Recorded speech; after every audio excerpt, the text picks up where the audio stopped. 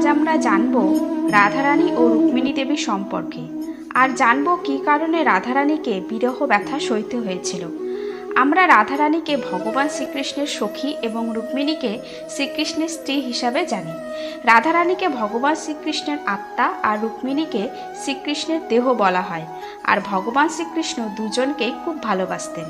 আমরা সবাই জানি ভগবান শ্রীকৃষ্ণ ছিলেন ভগবান বিষ্ণুর অবতার, দেবী রুক্মিণী ছিলেন মাতা লক্ষ্মীর অবতার, আর রাধারানী ছিলেন মা মহালক্ষ্মীর রূপ। ভগবান বিষ্ণু আর মা লক্ষ্মী যুগে যুগে পৃথিবীতে অবতার নিয়ে আসেন, কিন্তু মা মহালক্ষ্মী প্রথম পৃথিবীতে রাধা রূপে আসেন, তা শুধুমাত্র শ্রীকৃষ্ণ অর্থাৎ ভগবান বিষ্ণুর জন্য। আর রাধারানী যদি শুধুমাত্র ভগবান শ্রীকৃষ্ণের জন্য পৃথিবীতে এসে থাকেন, তাহলে কেন তাদের মিলন হলো না? ভগবান শ্রীকৃষ্ণ কেন রাধারানীকে বিবাহ করেননি?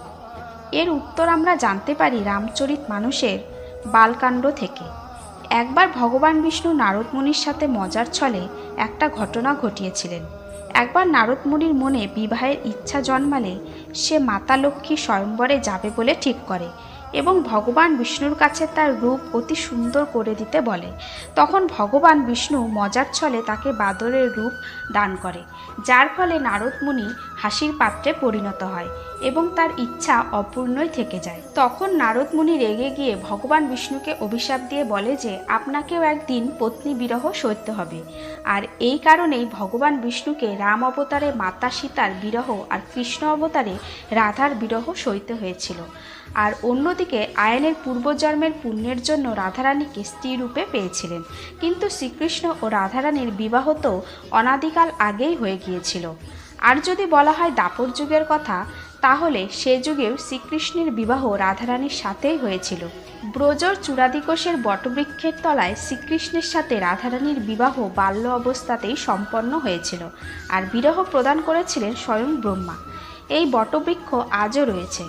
অন্যদিকে প্রতিজন্মে নারায়ণের সঙ্গিনী হওয়া এবং সব কার্যে তার পাশে থাকার প্রতিজ্ঞাও তো মা লক্ষ্মীকে পূরণ করতে হতো।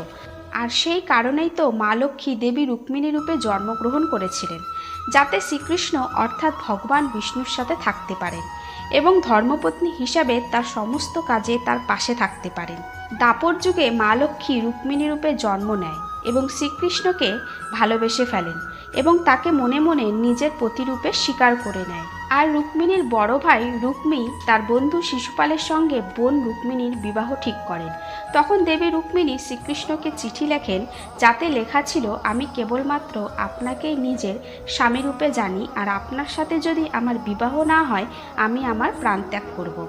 আর তাতে লেখা ছিল শ্রীকৃষ্ণ যেন তাকে বিদর্ভ নগরে এসে বলপূর্বক তুলে নিয়ে যায়, না হলে তিনি নিজের প্রাণ ত্যাগ করবেন। তখন ভগবান শ্রীকৃষ্ণ এই চিঠি পেয়েছিলেন। তখন তিনি দেবী রুক্মিণীর প্রেমের মান এবং তার প্রাণ রক্ষার জন্য দেবী রুক্মিণীকে উদ্ধার করেছিলেন। এভাবেই ভগবান শ্রীকৃষ্ণ ও দেবী রুক্মিণীর মিলন হয়েছিল।